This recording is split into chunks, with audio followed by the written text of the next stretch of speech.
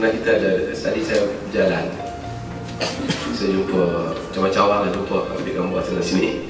Salah seorang dia, saya jumpa sahabat kita, saya dari Sarawak ni. Saya sebut kita ada tazkirah di sini, dan kemudian kita ada dua tetamu daripada Sarawak. Saya pun tak sempat kenal nama.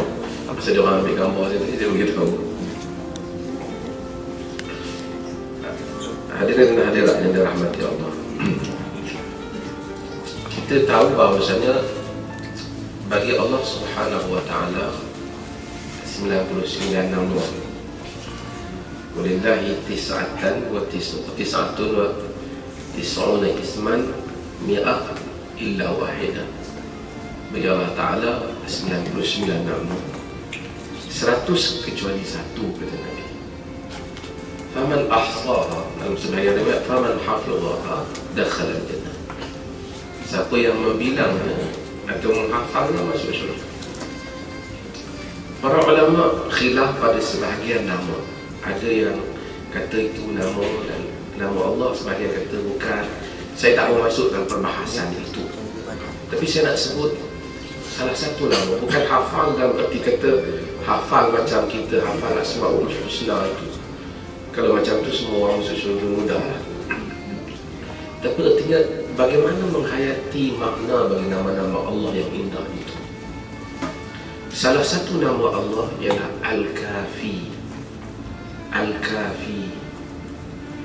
Al-Kafi bermaksud Allah Ta'ala itu menyempurnakan kehendak hamba, rezekinya, kehidupannya, menyempurnakan juga dia, memelihara dia daripada mara bahaya. Al-Kafi, Al-Kafi. Bukan surah Kafi, yang tu Kahfi. Kita silap sudah kata sebagai surah Kahfi, tak ada surah Kahfi. Surah Kaf, Kaf, Ha, Fa. Ini bukan nama Allah. Al-Kafi, Kaf, Alif, Fa, Ya. Allah sebut dalam Quran, Alaysallahu bikafin abdahu wa yukhawwifunaka billadzina min dunihi. Allah kata, tidakkah Allah Subhanahu wa ta'ala itu bikafin abdahu, dialah yang mencukupkan hamba, sedangkan mereka itu menakutkan engkau wahai Muhammad dengan selain daripada Allah. Wa may yudlilillah fala hadi fama lahu min hadi. Sesiapa yang mana Allah bagi dia sesat, dia tidak akan dapati lagi untuknya petunjuk. Maka Al-Kafi, kita menyebut bila kita doa, kita ya Kafi, wahai Allah yang menyempurnakan semua kehendak. Sebab Allah suruh kita, walillahi asmaul husna fad'uhu biha. Bagi Allah itu asmaul husna, minta pada Allah dengan menyebut asmaul husna. Allah kata dalam ayat yang lain, fa in amanu bimithli ma amantu bihi faqad ihtadaw fa in tawallaw fa innama hum fi shiqaq fasayakfikahumullah wa huwa samiul alim. Jika mereka itu beriman sama seperti kamu beriman, maka mereka itu mendapat petunjuk. Wa in tawallaw, jika mereka berpaling, fa innama hum fi shiqaq, maka sesungguhnya mereka itulah orang yang berada dalam perpecahan. Allah kata jika orang Yahudi, orang-orang Quraisy, siapa saja beriman sama seperti kamu semua tu Nabi dan para sahabat. Sebab tu iman kena sama dengan iman Nabi dan para sahabat, bukan sama dengan iman orang kampung kita. Iman mesti sama dengan iman para Nabi dan para sahabat. Apa yang sahabat beriman, kita beriman. Apa yang mereka tak ambil kisah dalam hal berkenaan, kita tak jadikan ia rukun iman. Kadang-kadang ada orang cuba bangkitkan benda-benda, ada ke itu, ada ke ini. Kita kata ada dalam hadis, ada dalam Quran, ada dalam sunnah. Tak ada. Bukan maksud kita tak boleh percaya dengan perkara baru yang dibuktikan oleh saintifik. Tapi kita dari segi nak meletakkan rukun iman, perkara di dalam iman. Tapi Allah kata fasayakfikahumullah, cukuplah bagi kamu itu Allah. Cukuplah bagi Allah yang melihara kamu daripada mereka. Ini Al-Kafi. Pasal dia kata fasayakfikahumullah, Al-Kafi. Kita lihat dalam Al-Quran, Allah berbicara tentang sifatnya Al-Kafi. Sebab itu Allah menyuruh kita bertawakal kepadanya, kerana dia yang memenuhi segala kehendak kita. Wa man yatawakkal 'ala Allahi fahuwa hasbuh. Sesiapa yang bertawakal kepada Allah, maka cukup Allah baginya. Allah tak kata sesiapa yang bertawakal pada Allah, Allah bagi dia duit banyak. Siapa yang tawakal pada Allah, Allah bagi dia rumah besar. Allah tak kata. Allah kata siapa yang bertawakal kepada Allah, cukuplah Allah baginya. Bagaimana Allah mencukupkan? Allah Azza wa Jalla mempunyai kira bicara dan perhitungan yang tersendiri. Maha besar dia, Al-Kafi. Dia mencukupkan kehendak insan. Maka agama menyuruh kita bergantung dengan Allah. Apabila insan bertawakal kepada Allah, maka dia tahu Allah mencukupkan urusannya. Bagaimanakah Allah itu mencukupkan urusan kita? Yang demikian itu kadang-kadang tidaklah terjangkau oleh fikiran kita. Kita sangka mungkin Allah akan buat begini untuk selamatkan kita, tapi Allah buat yang satu lagi, ia tetap menyelamatkan kita. Itu lebih baik untuk kita. Dengan syarat insan bertawakal kepada Allah. Wa man yatawakkal 'ala Allah fa huwa hasbuh. Siapa yang bertawakal pada Allah, cukuplah Allah bagi. Kalau kita baca hadis yang diriwayatkan oleh Imam Muslim, Nabi SAW cerita tentang ada seorang budak, dalam kita baca dalam surah Al-Ukhdud kan, ada budak yang mana dia beriman, yang antara budak dengan tukang sihir. Kita dengar cerita kan, yang dia beriman dan kemudian dia diambil oleh tindakan oleh raja pada zaman dia, yang mana asalnya dia dihantar untuk belajar sihir. Kemudian dia dah berjumpa dengan seorang rahib, kemudian dia beriman, kemudian dia meninggalkan sihir, menentang raja. Raja buat banyak benda kan dia, nak bunuh dia. Antaranya suruh bawa dia pergi ke atas bukit. Ada kata idza balagu darwatahu fatruhu. Bila bawa dia sampai ke bukit tu, campak dia turun. Budak tu sebut perkataan kafi. Dia kata Allah makfinihim bima syi'ta. Allah makfinihim bima syi'ta. Itu daripada perkataan kafi. Ya Allah, cukupkanlah aku, selamatkanlah aku daripada mereka dengan apa yang engkau kehendaki, dengan cara yang engkau kehendaki. Dia tak bagi tahu, bagi dia orang jatuh dulu, ya Allah, bukan aku. Tapi dia kata bima syi'ta, dengan apa yang engkau kehendaki, wahai Allah. Maka Allah takdirkan mereka itu semua jatuh bukit. Dan kita tahu kemudian mereka raja suruh bawa dia pergi ke laut. Bila pergi ke laut, dia juga berdoa yang sama, Allahumma kfinihim bima syi'ta. Ya Allah, engkau cukup, engkau kafi, engkau cukupkanlah aku, yang peliharalah aku daripada mereka dengan apa yang engkau kehendaki. Dan mereka jatuh ke laut, dia balik selamat sampai ke pantai. Ini perkataan Al-Kafi yang kita disuruh untuk bila kita berdoa, kita sebut pilih nama Allah. Antara benda untuk kita sebut supaya Allah pelihara kita, kita kata Ya Rabb, Ya Allah, Ya Kafi. Macam mana yang budak ni sebut apabila dia menyebut kepada meminta Allah Ta'ala pelihara dia? Di dalam hadis yang diriwayatkan oleh Al-Imam Tirmidzi, Nabi SAW ajar kita satu doa. Nabi kata, Allahumma kfini bihalalika an haramik. Ya Allah, cukupkanlah aku ini dengan yang halalmu daripada memerlukan yang haram.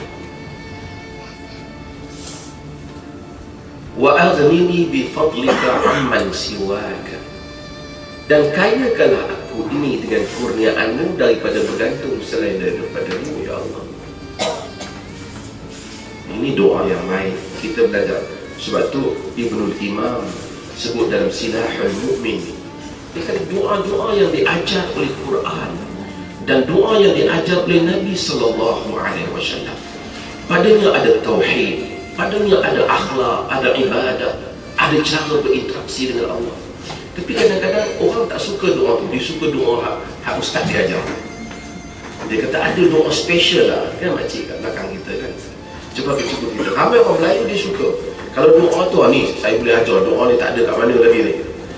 Kita kata tak salah nak doa dengan doa satu pun, kerana doa ni nak minta pada Allah. Tetapi dari segi lafaz yang diajar oleh Quran dan lafaz yang diajar oleh sunnah mempunyai nilai yang tinggi. Padanya ada akidah, padanya ada tauhid, padanya ada bagaimana manusia merintih kepada Allah.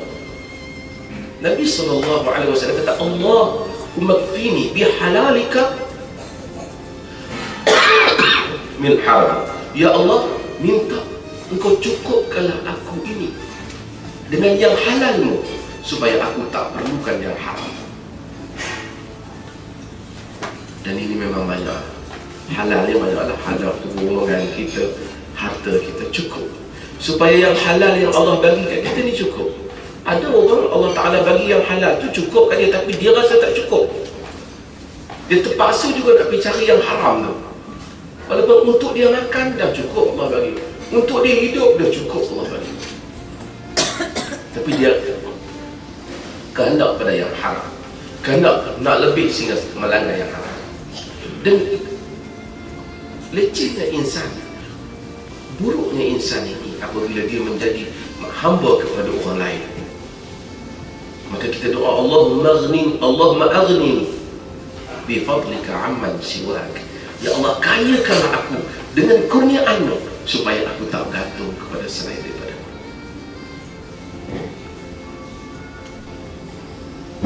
Antara perkara yang dibawa oleh agama ialah akidah, supaya manusia ini hanya menjadi abdi kepada Allah. Itu pada satu makna, satu layer. Pada makna yang lebih dalam, manusia ini hanya bergantung kepada Allah dan tak perlukan orang. Kita kadang-kadang memang kita hidup ni, insan makhluk bersosial, kita terpaksa berhubung dengan orang lain. Tapi ada hubungan yang membabitkan kita tolong dia, dia tolong kita, dalam erti kata makhluk. Tapi ada kadang-kadang kita terpaksa minta tolong kepada orang sehingga kita terpaksa merendahkan nilai yang telah Allah beri pada kita. Kita minta Allah pelihara kita daripada hal itu. Orang agama, orang selain daripada agama, nak mencapai kedudukan yang besar tidaklah susah kadang-kadang. Terutama orang tu ada kedudukan, ada nama. Tetapi apabila itu terpaksa menjadikan dia merendahkan nilai yang telah diberi oleh Allah kepada dia dengan kemuliaan ilmu, kemuliaannya sebagai insan, maka itu tak sepatutnya berlaku. Maka kita kata, Allahumma aghnini bifadlika amman siwak. Ya Allah, kayakanlah aku dengan kurniaan. Kita ada kerja, alhamdulillah kerja kita, tuan-tuan semua ada kerja, sehingga kita tak perlu merintih ke orang bagaimana hamba kita jadi hamba abdi dia. Kita kerja dengan cara yang halal. Kita tak mau merintahkan diri kita dengan kurniaan yang Allah beri, alhamdulillah. Maka kita kata, Allahumma aghnini bi fadlika amman siwak.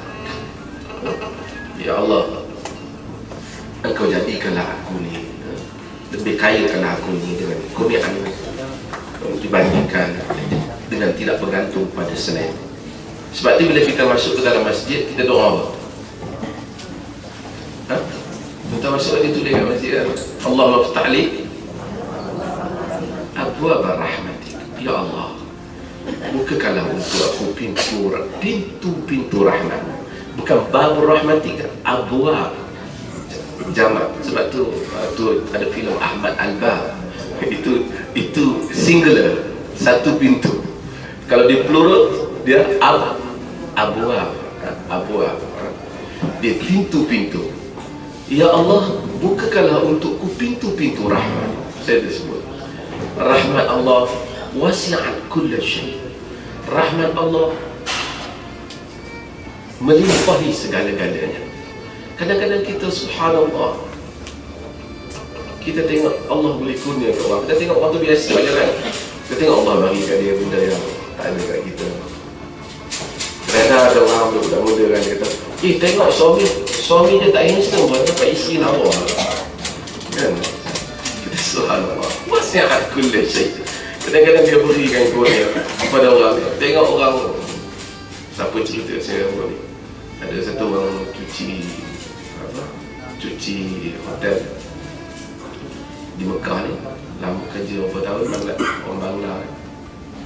Akhirnya dia nanti jadi manager hotel. Sekarang dia di Madinah. Mungkin dia rajin ke apa dan dia doa. Saya kata Masya Allah, mungkin dia doa. Benda yang kadang-kadang tak terbayang. Arab dalam puisi, Tatubdi lakal ayyam ma kunta jahilan wa ta'tika bil akhbari ma lam tuzawwidi.